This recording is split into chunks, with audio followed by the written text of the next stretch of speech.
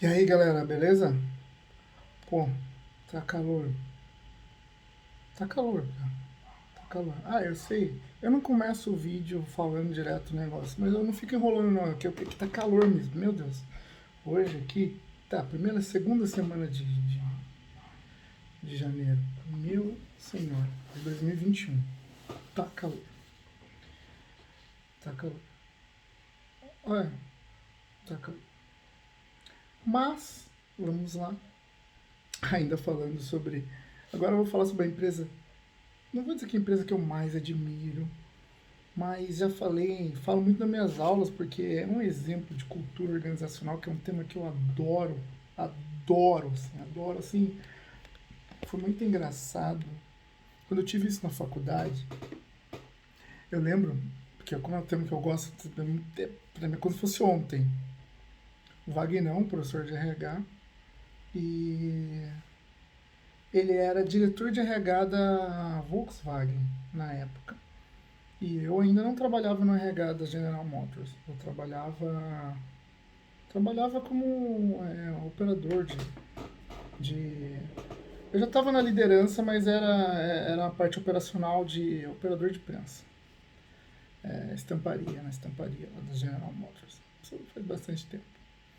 De qualquer forma, é um aprendizado gigantesco. Eu lembro quando caiu na prova, ele falou assim, que eu repliquei, eu escrevi, porque eu gosto de escrever, então eu escrevi bastante. E ele dava assim 5 questões na prova, com perguntas lineares, e eles falavam assim, perguntas assim, você tem que deixar a vida ali para ver se convence ele.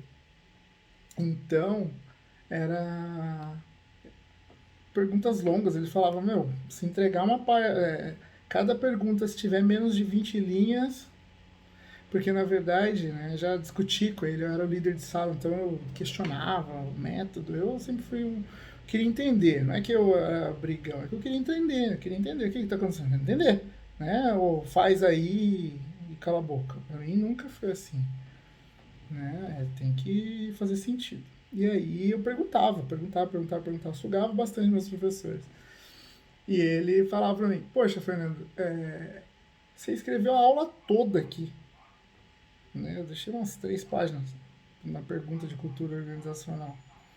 E ele falava assim que eu já nas primeiras 5 linhas eu já tinha respondido, porque ele falava que ele fazia um escaneamento das respostas, procurando 4 ou 5 expressões que ele entendia como a resposta correta. Se você falasse sobre aquilo, ele dava a nota da resposta. E ok, e eu fui e deixei ali o meu entendimento de cultura organizacional numa empresa e tal. E foi bem legal, porque falei muito da minha vivência, de tudo que eu entendia, né? E para mim, a minha experiência com empresa é muito interessante, porque quando eu fiz faculdade, eu entendi a teoria de tudo que eu vivia na prática. Era muito engraçado que muitas das coisas que eu aprendia na faculdade era falando da empresa que eu trabalhava. Então era mais legal ainda.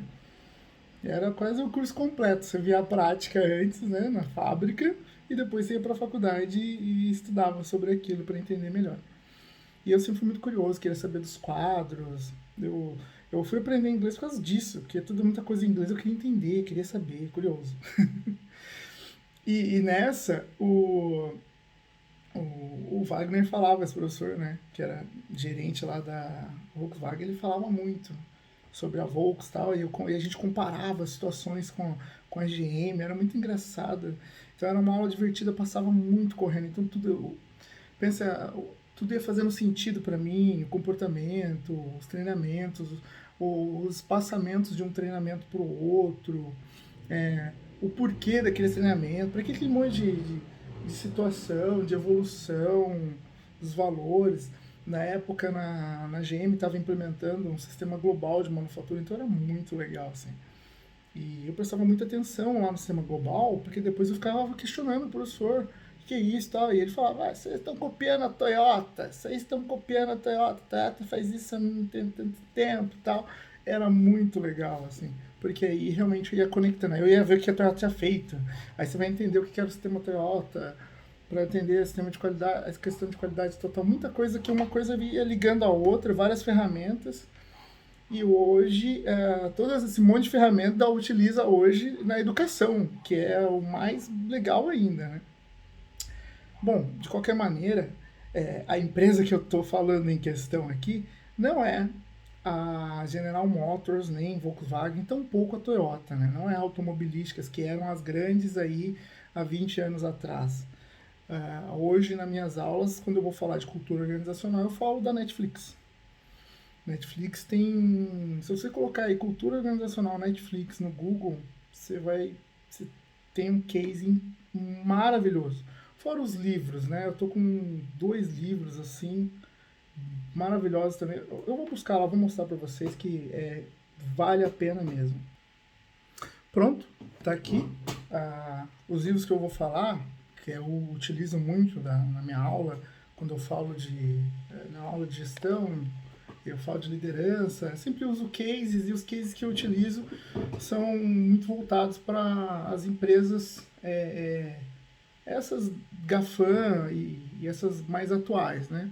GAFAM, para quem não sabe, é Google, Apple, Facebook, Amazon e Microsoft, tá? Então eu uso as GAFAM como exemplo, que está sempre as top 5 ali, né?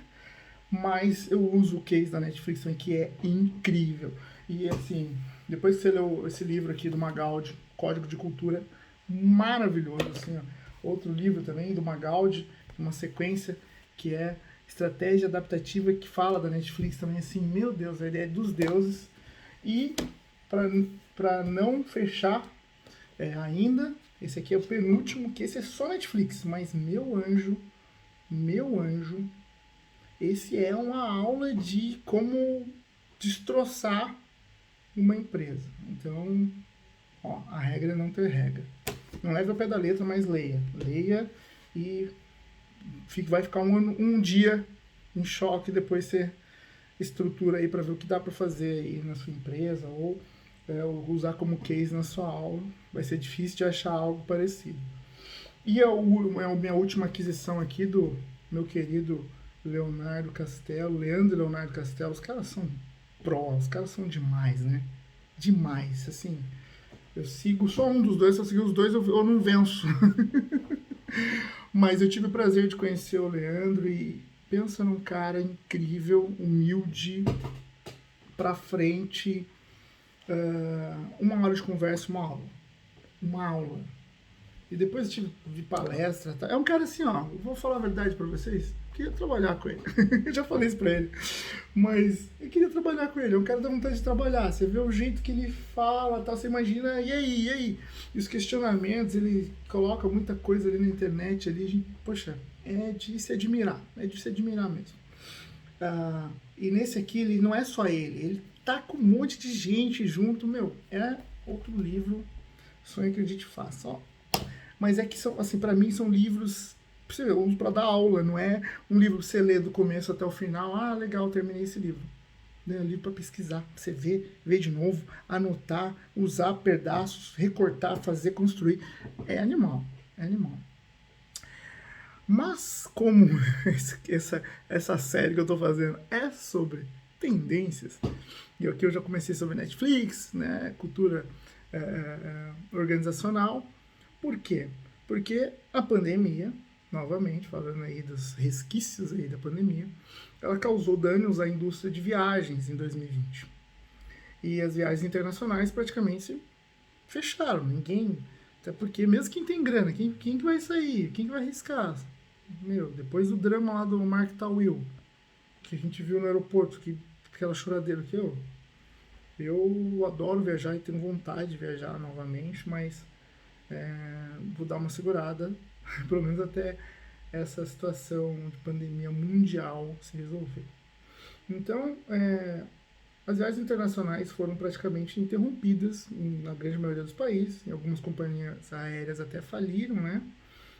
Pontos turísticos ficaram vazios. Bom, a indústria das viagens foi reforçada a resgatar aí suas receitas, entender novas formas, enfim. E tem uma tendência, ou uma prática nas vendas, que já não é uma tendência, já é uma coisa mais comum. Por que eu falei Netflix? Porque a Netflix usa isso, que é a bendita da recorrência. É assinatura, né, gente? Alguém aí, quem tem Netflix, já esqueceu que tem. Por quê? Porque já entra lá todo mês. A Amazon, a HBO vieram um pouco depois, a Disney. Beleza, você até fica de olho ali. Mas a Netflix você nem mexe, né? Deixa lá porque, né? É normal, né? Em vez de você assistir os filmes da Globo, você assiste a Netflix. Então, eu acho, sei lá, quanto tempo. Aqui em casa não pega Globo. Não é porque eu não assisto a anti-Globo. Não, é porque não pega mesmo.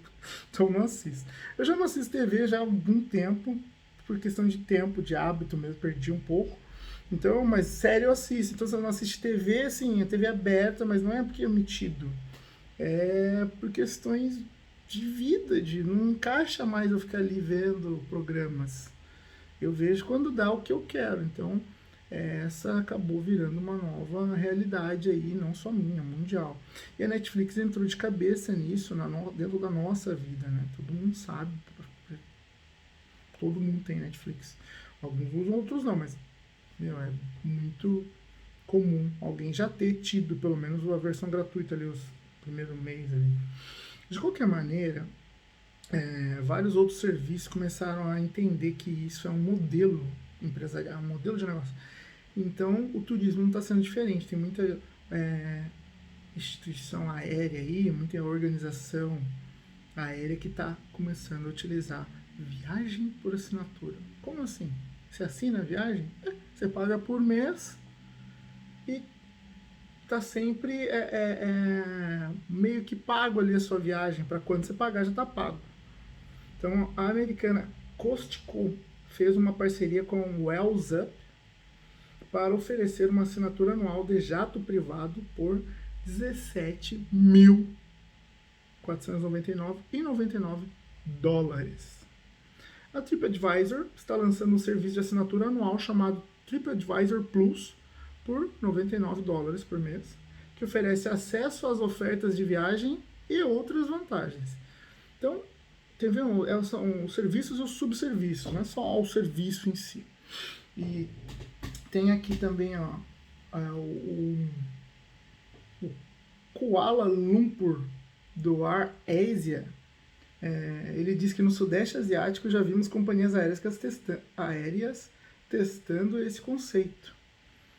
Então, fica de olho. Essa pessoa é a fundadora da consultoria Pierre Anderson. Outra a Air Asia lançou um passe ilimitado para voos domésticos na Malásia no início desse ano, e tendo em vista que eles já implementaram na Tailândia, Filipinas e Indonésia. Podemos deduzir que tem sido um sucesso. Outra aposta de Pearson são as assinaturas para trabalho, onde cadeias de hotéis oferecem reservas flexíveis e benefícios para os clientes ficarem e trabalharem em qualquer um de seus hotéis em todo o país. A ideia já acontece em países como Singapura, onde empresas de hospedagem estão agora oferecendo pacotes de trabalho específico. Pois é, Singapura aí de novo, né? Singapura tá ali top 5 ali, melhor educação do mundo, junto com a Finlândia. Eu tive o prazer de estudar lá na Finlândia. Eu vou dizer para vocês, o modelo mental não é porque eles são mais estudiosos. Esse é o tipo de ideia que surge para lá, por quê? Porque eles sabem que funciona. Porque tem um nível de maturidade e educação numa civilização, vamos dizer, uma sociedade ali fechada deles, que cabe esse tipo de serviço. Então fica ligado, vai chegar aqui, porque sempre chega, demora um pouquinho, mas vai chegar. E é uma tendência que já está acontecendo, recorrência em serviços. Fica ligado. Parece simples, a Netflix já faz, mas em serviços que a gente não tinha pensado antes. Então por que não na sua empresa? Né? Por que não a gente, professor? Né?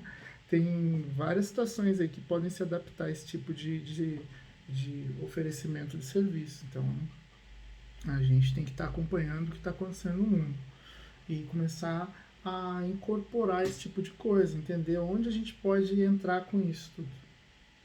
Fernando, professor, falando sobre as tendências, hein?